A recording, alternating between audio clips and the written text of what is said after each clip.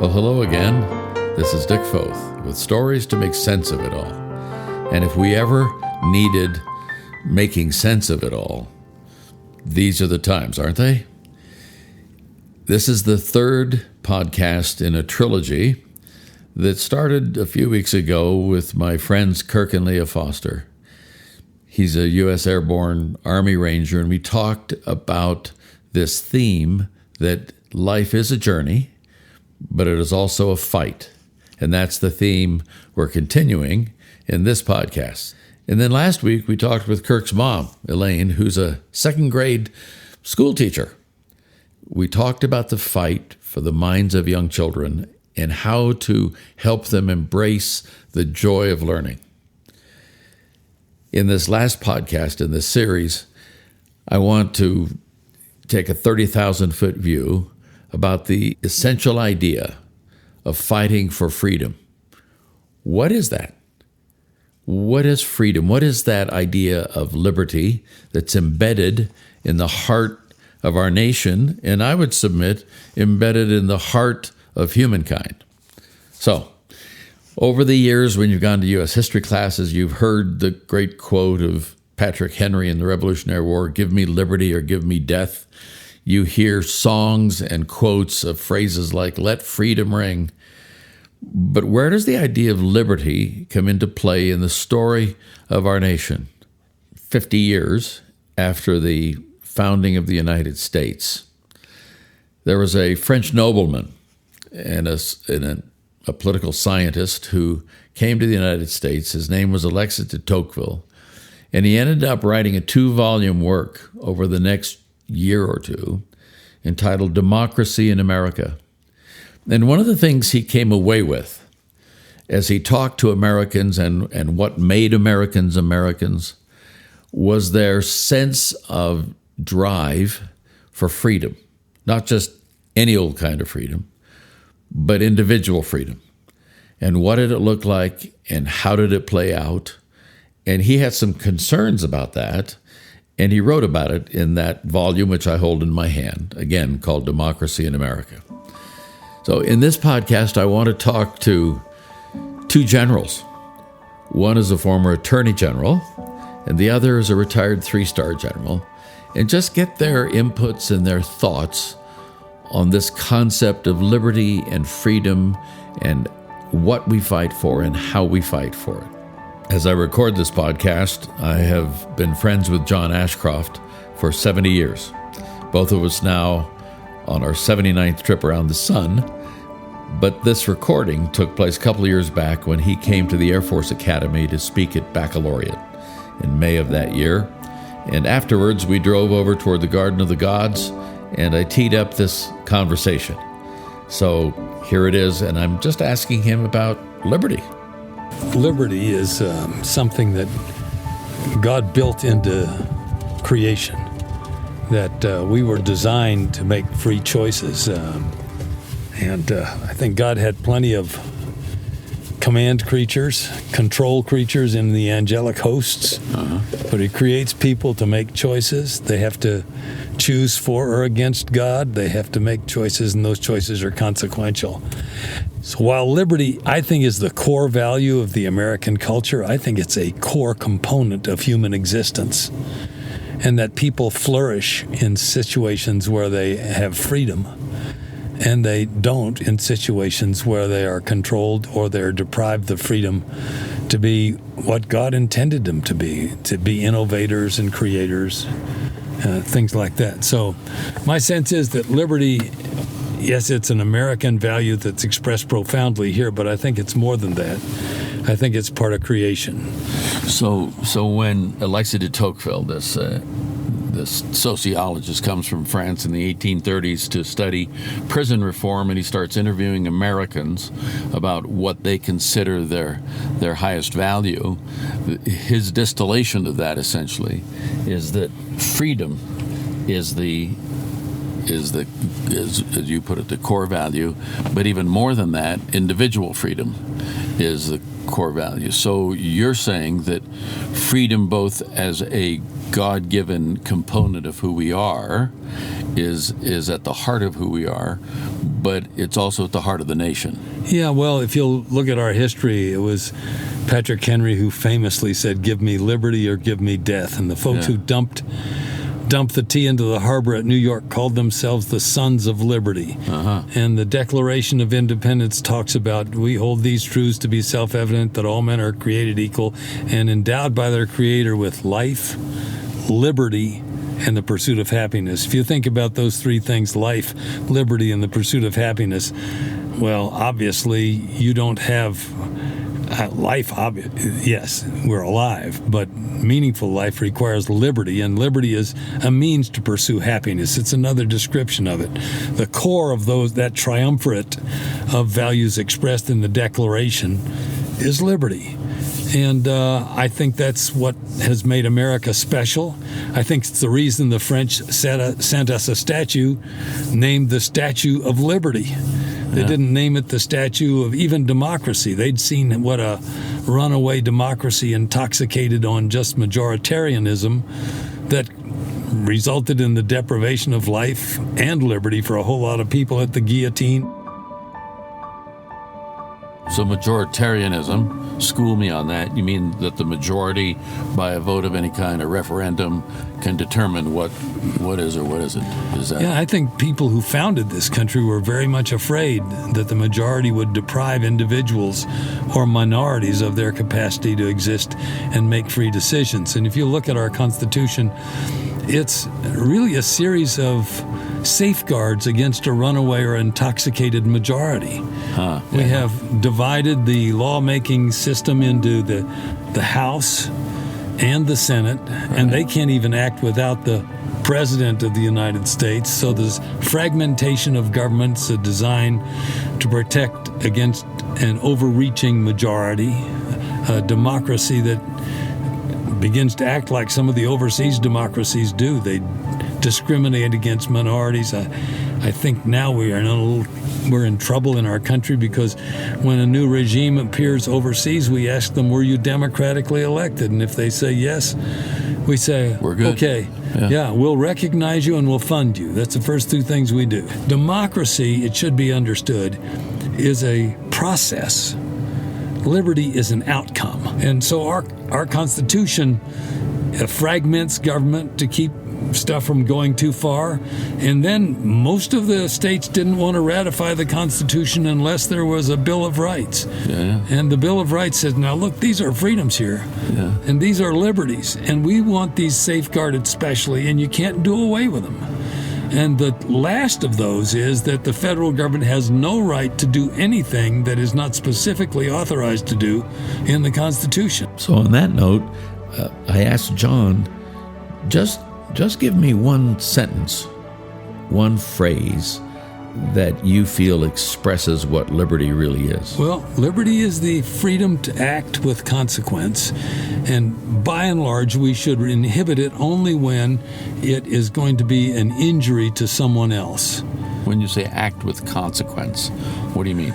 Well, there's so much today in our culture that says, doesn't matter what you do, you won't have any consequence. What happens in Las Vegas stays in Las Vegas. Yeah, and, as if there's a right to do things that you don't have to accept the consequences of. Right. That's not freedom. But you have a thought about that.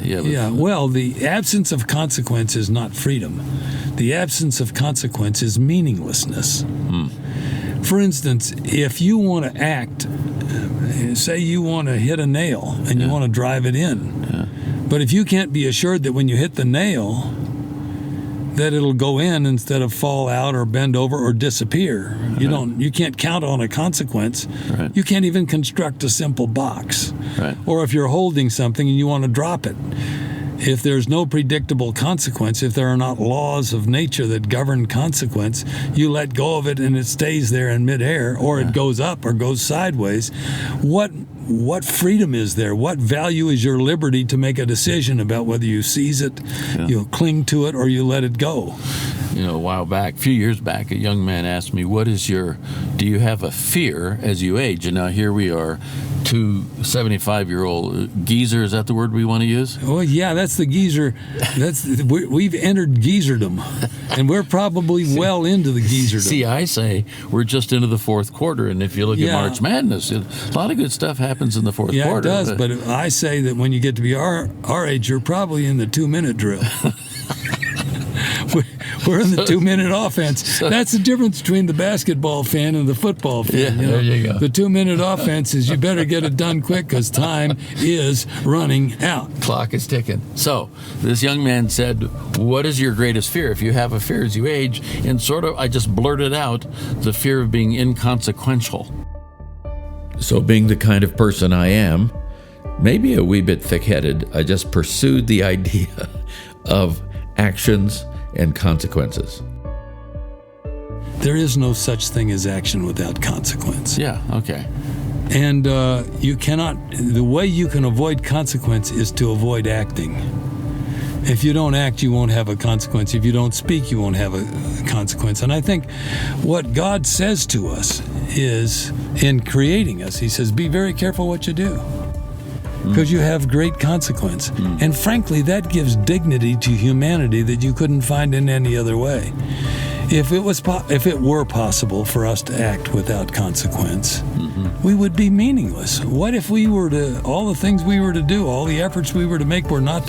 So God gives us consequence, and theologically, the invitation of people to participate in the redemptive mission of Jesus by forgiveness and by working for restoration and for healing relationships, and literally for healing, period, like doctors. And think of all the great and noble things that happen because God has given us the idea of consequence.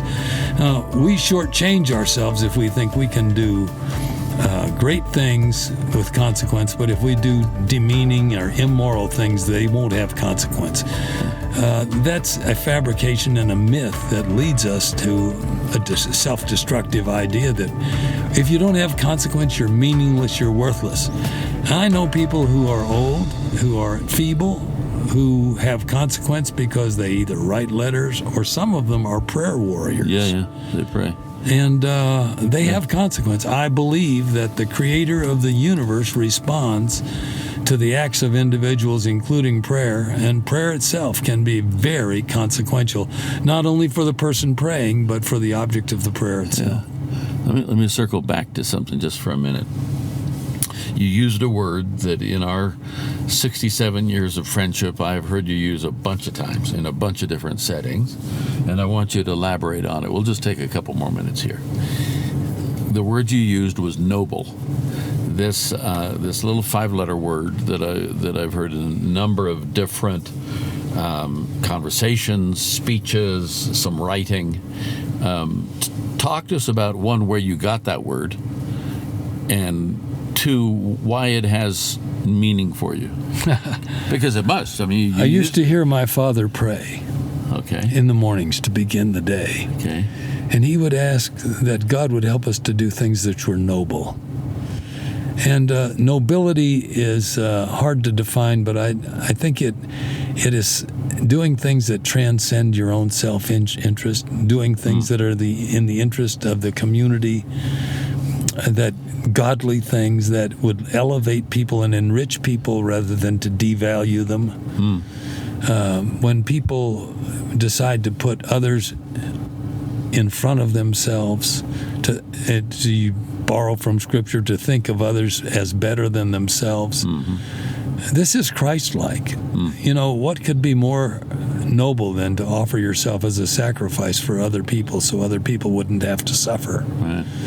In speaking at the Air Force Academy Baccalaureate this morning, I commended them and other members of the military for being willing to place themselves between disaster and their fellow men, between aggressors and innocent citizens, between evil and their neighbors.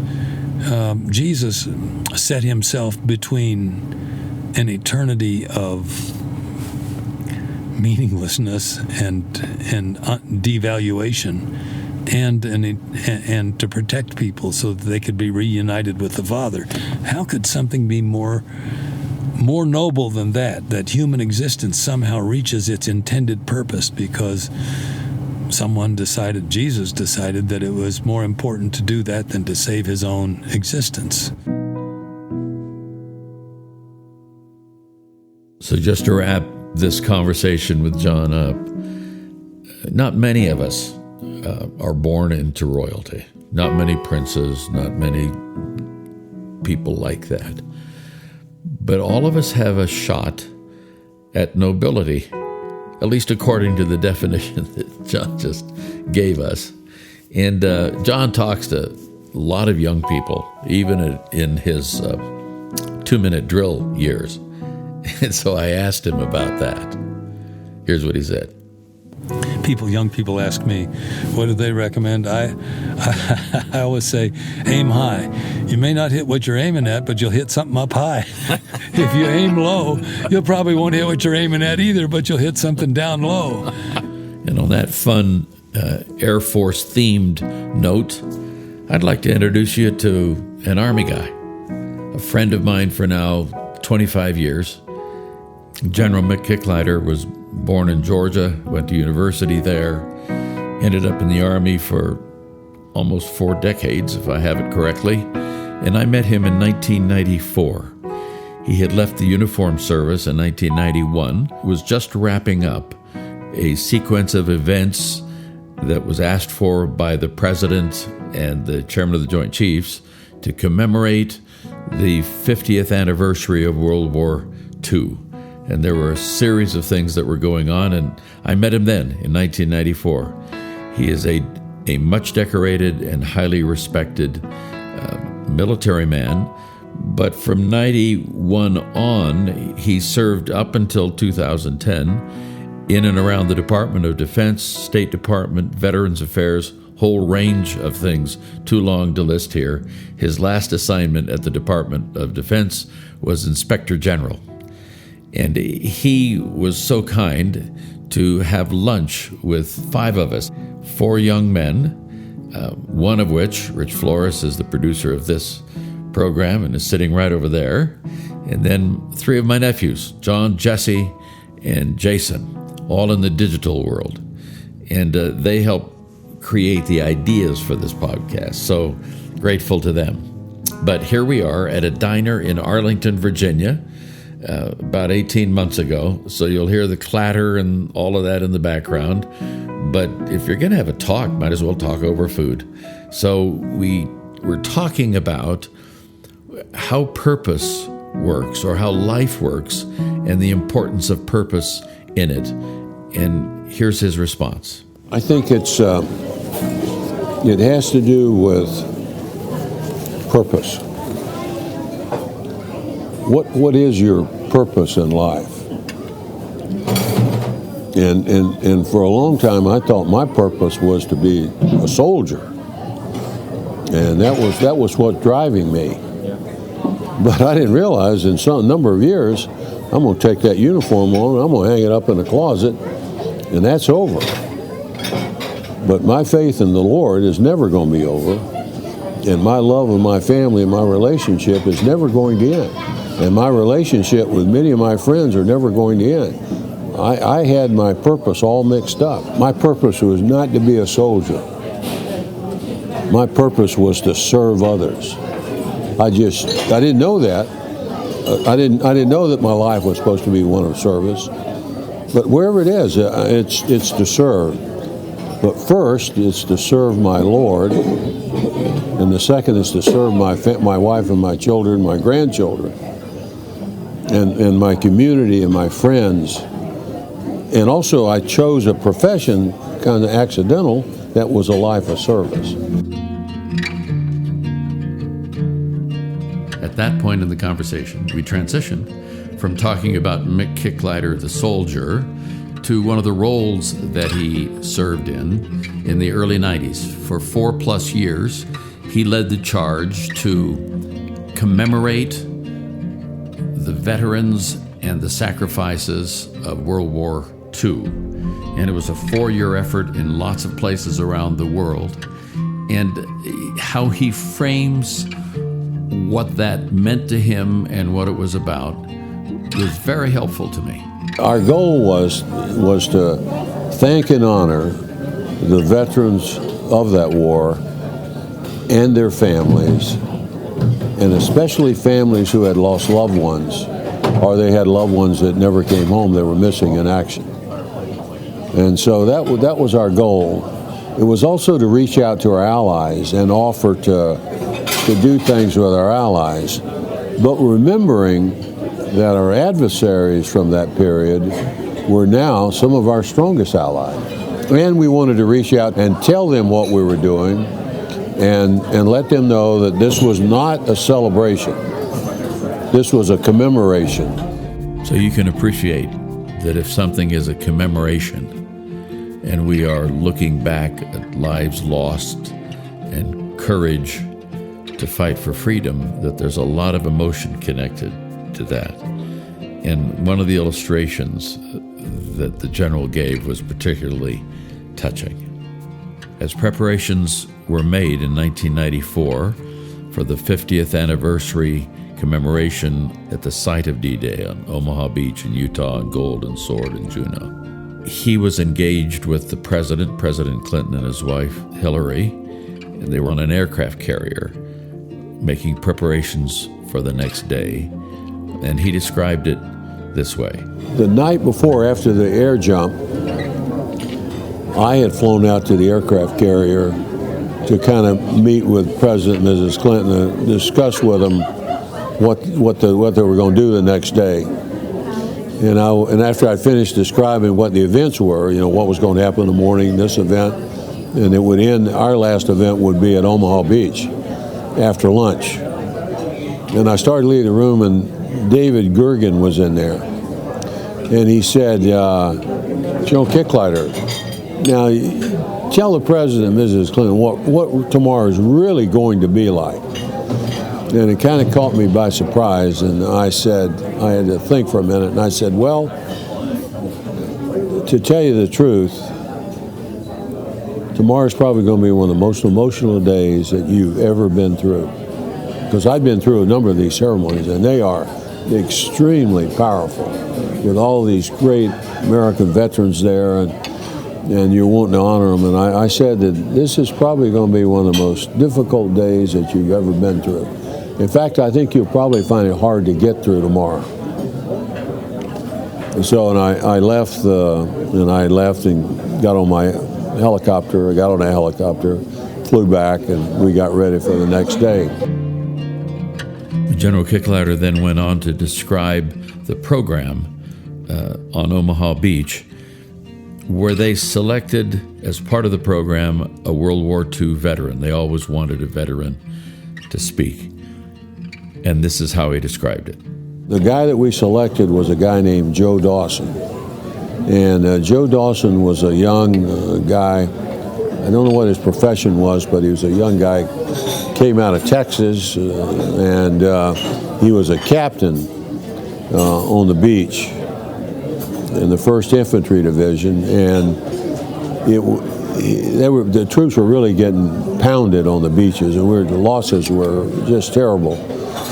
General Bradley had written a message that, we won't have to withdraw the troops off of Omaha Beach and reinsert at Utah Beach. But this young Army captain named Joe Dawson took a platoon, and they took Bangalore torpedoes, which is just pipes of explosives, and they, without being detected, they ran them up all the way up to the top of the beach underneath the concertina wire, and they blew the wire. And before the smoke and the sand had settled, this platoon was at top of the cliff. Top of the dunes, sand dunes. So that was the break-off of the beach. So this is the guy that we asked to come back and introduce the president. And what a great guy. And he talked a little bit about what it was like to be at D-Day that day. And then he introduced the president. And the president, as I recall, it took him 3 times before he could compose himself to be able to say a word. He stepped up and he got choked up and he stepped back and he stepped up. And then he stepped back and then he stepped up again and then he started talking. And at the end of the chaplain opened and the chaplain closed, and at the end we had a flyover. And we had all vintage aircraft from that era and all modern aircraft, and they come flying right over the cemetery. And that would just take your breath away almost. And then we had 17 ships at sea, and they all passed in review by the cemetery. And the last ship to come by was the aircraft carrier. And there was a young woman, and I can't remember her name, but she was very young, and she came up to me, and she said, General Kicklighter, when you briefed the president last evening, I had no idea what you were talking about. And tears coming down her eyes, and she said, I understand exactly what you meant now. So as the conversation continued, we just had a wonderful time going a lot of different directions, and we came toward the end of the time, and one of my nephews, Jesse, who describes himself as one of those millennials, is married, 15 years, the father of two, a 9-year-old and a 6-year-old, works in the advertising industry in Southern California, framed the juxtaposition of how younger people try to grapple with the love of America and its institutions. And Jesse is a very sharp and critical thinker. And this is how he framed it to General Kicklighter when he, as a young man, this is now almost 2 decades ago, this is how he framed it when he described watching that awful morning of 9/11 as the planes flew into the towers in New York City. And I was not watching reality. I was watching a movie. It was a movie. Yeah. It wasn't real. You mean in your mind? In my mind. There's just no way that was real. Yes, we were, especially on the West Coast too. Yeah. At the moment they're supposed to cut away and Bruce Willis is punching a guy in the face, not news or screaming or. And there's a lot of, and I don't think this is a new thing. I think forever probably generations have complained about each other. I think that's just a part of generations. It's what they do. But there is a struggle because there is a lot of stat about anxiety. How could this be the most anxious generation ever when you look back at the hardship, especially that World War II generation. But you have a group of people that we kind of like, millennials especially, we like to complain about them. There's like, millennials are the most entitled and they all got participation trophies and, they want their jobs to give them everything and they don't want to do anything for it. And they're weak and they're soft and they need to grow up. They're telling us we have to stop saying all these words and doing all these things, and they're bossing us around and they haven't done anything for it. But starting when that plane, mostly when that plane flew into that tower, all institutions fell away. Any sense of security or safety or America's the greatest country in the world and it's the best place to live, that was the first chalk off that. So any flag-waving, grateful, people saved this place for us, kind of didn't matter once somebody could just find some other way in. If you were going to take pride in our military strength and their ability to defend us, well, you just maybe took a little bit of power from that institution. And we saw the banks fail. We saw the Catholic Church, even if you weren't Catholic, we saw maybe the biggest symbol of the global church. We saw rampant corruption. We saw it exposed that they were, that priests were acting inappropriately and with children. So through a major formative time of our lives, we've just seen all these institutions that everyone would like to accuse us for not holding sacred.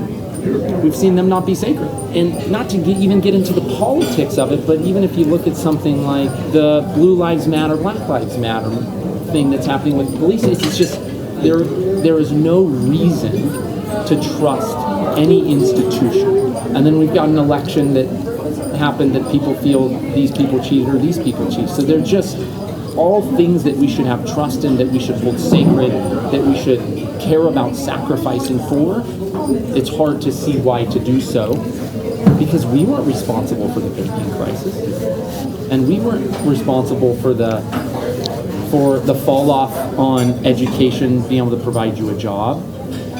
And we all had debt and went back to live with our parents. So those aren't things we were responsible for. And then it's a world we're handed, and then kind of told that we're good for nothings, who were spoiled. How do we do hard things again? How do we have the fortitude to do the hard things? Income inequality. I mean, we got a bunch of things coming to us now. A new world of what security looks like. A new world of, could we restore some order to our political system so everyone's doing their fair share? These are going to be very hard things to accomplish that are going to take everyone, who all feel pretty like probably individually defeated. And if you don't trust an institution, why are you going to participate? What a terrific question for a young person to ask. How are we going to do the hard things? And how daunting that must feel. I was fascinated, I think would be the right word, by Mick Kicklider's response. I appreciate your comments, and I know the validity of them, but I don't have that same outlook. I don't think these are the worst of times. I think I'm optimistic about the future of this country, and I'm optimistic of the world. But I know that we've got a lot of tests that are coming. I'm not a political guy. I've had two political appointments that had to be Senate confirmed. It just so happened I've had high-level positions in several administrations, and I've worked close with several presidents.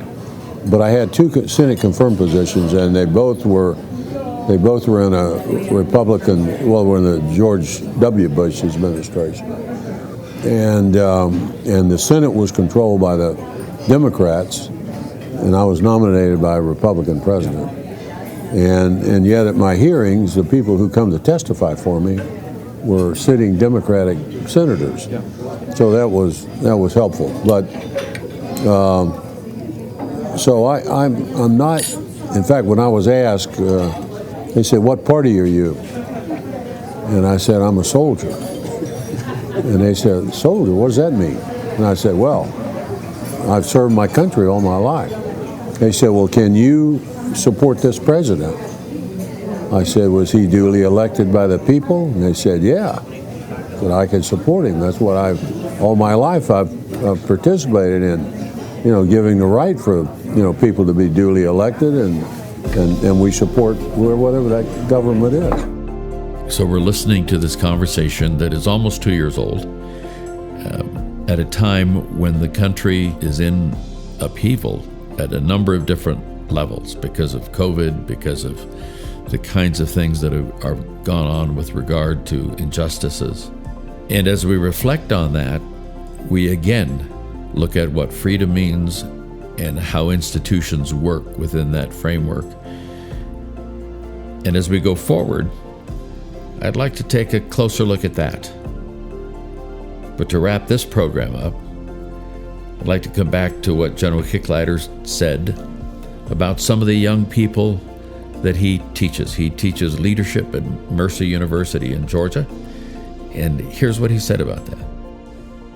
Now I'm teaching leadership, and they want to be good leaders, the ones who come to the program. I mean, they want to lead.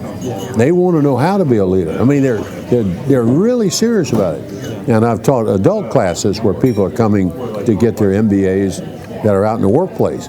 They want to be good leaders. And so, I don't know the millenniums like you do. But what I do know, I'm not discouraged. I don't see them being spoiled, or in fact, I've got two granddaughters who graduate from college this year, and I'm very optimistic about their outlook and what they want to do in life. So our thanks to John Ashcroft and Mick Kicklider for their thoughts, their insights. Hopefully you have food for thought. And it's so important in these days that we reflect on how liberty is achieved and how it's maintained for everybody across the land. I'm so grateful to have been born here all those years ago and to be around for a while yet. Let me wrap it up this way. There was a young woman that graduated from Wellesley College, about 10 miles west of Boston, in 1880. English major. She went on to become an instructor at that college. Her name was Catherine Lee Bates. And around the turn of the last century, she had a chance to take a trip across the United States. And as she rolled across Kansas, she saw what she called amber waves of grain. And she got to the Rockies, and those were purple mountain majesties. And she ended up standing on top of Pikes Peak, which is about 120 miles as the crow flies, as we say, from where I sit at this moment. And she penned a song. It took some years for it to be published. She started out calling it America. And the first line goes like this: "Oh, beautiful for spacious skies, for amber waves of grain, for purple mountain majesties across the fruited plain. America, America, God shed his grace on thee," as the U.S. Army Brass Quintet plays us out. Let's be thankful this day for the freedoms we enjoy. Even be thankful for the challenges we face that cause us to look at what it takes to maintain freedom for everyone. God bless.